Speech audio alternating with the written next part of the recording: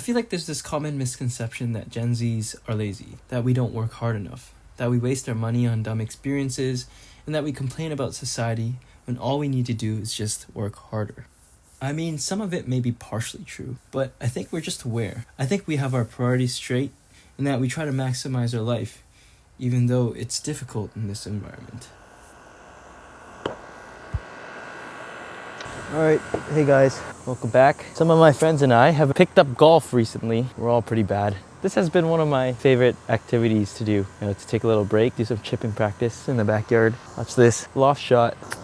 Hope you guys have been enjoying this summer. It's been pretty hot in Canada. It hasn't rained. It didn't rain for like a whole 2 weeks almost. It just rained last night, so it's a little cooler, but it's been hot. I don't think I've showed you guys the plants in a while. It's been a minute since we've been out here, haven't we? Plants have grown quite a bit actually. Strawberry plants, the first round of harvest came out. But look at the cherry tomatoes, man. Crazy. These guys have been growing like crazy. At least this one bush has been less. Excuse me. I've also been sick for the past 2 weeks. I had a sinus infection. Not great. A little eggplant sprouting out. I don't know if you can see that. A little tiny little eggplant. Look at it. I just want to do a little vlog, talk about life a little bit. Catch you guys up on where I've been. I think I've realized that no matter what you do, work is gonna suck. I think there's a couple things in life that give you purpose. One of them is belonging and the feeling of importance. And I feel like at my job, my job's great. I'm actually starting to feel very thankful that my job is actually not bad and I have work-life balance, and it kind of matches what I value, like not having work be my life, But at the same time, sometimes I feel like my work isn't giving me the satisfaction enough. Never enough, right? Never enough money, never enough work, never enough. It's just the story, that's the story. So I'm just trying to be happier with what I have. But at the same time, this is it. This is what I'm trying to manage. Trying to manage my happiness, my values, what's important to me. I'm trying to pick up more hobbies, Tonight for dinner, I'm making pesto. Look at all this basil right here. This is all basil. So I'm gonna make use of it. I'm gonna make a chicken pesto pasta. All right, my camera died mid chipping, but I'm gonna make dinner now. 5:47. Got some of my plants here that I want to pick. I'm just gonna collect the basil and the rosemary. Okay, got my little basket, pair of scissors.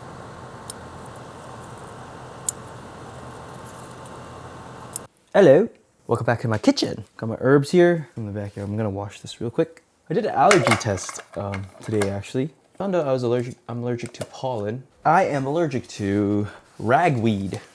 Ragweed is a type of pollen, I think. I'm allergic to dogs as well. Got a 2 points on dogs. Okay, let's make some pesto. Cheese. Teaspoon. Why is it so salty? What the hell? The breadcrumbs. Some breadcrumbs.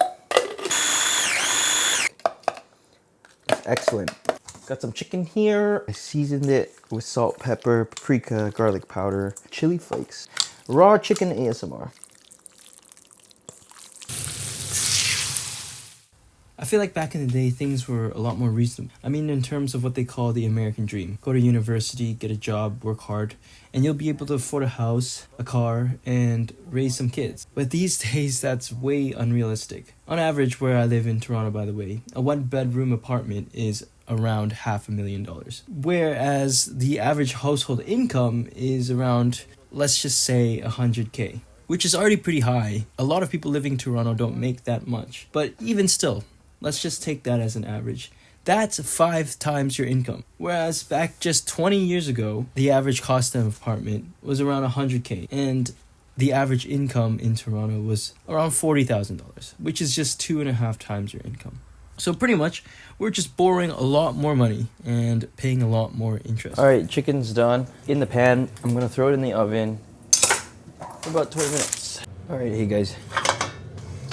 Parents are back, so I'm making the pasta in. I put some pesto in there.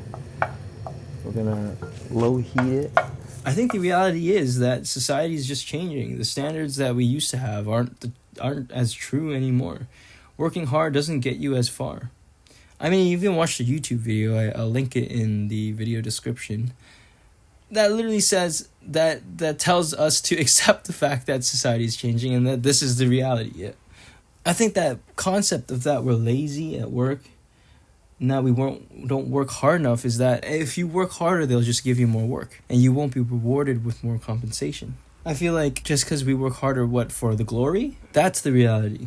Many Gen Zs have given up on owning a home, maybe even having kids, and life is just harder in terms of just financially. So at the end of the day, where is the return on my time if I invest all my hard work into my job? And maybe that's why we just spend our money on experiences, because we've realized that these are the things that actually matter. We want to see the world. We want to go experience things and not spend our lives working for a corporation that doesn't recognize our hard work.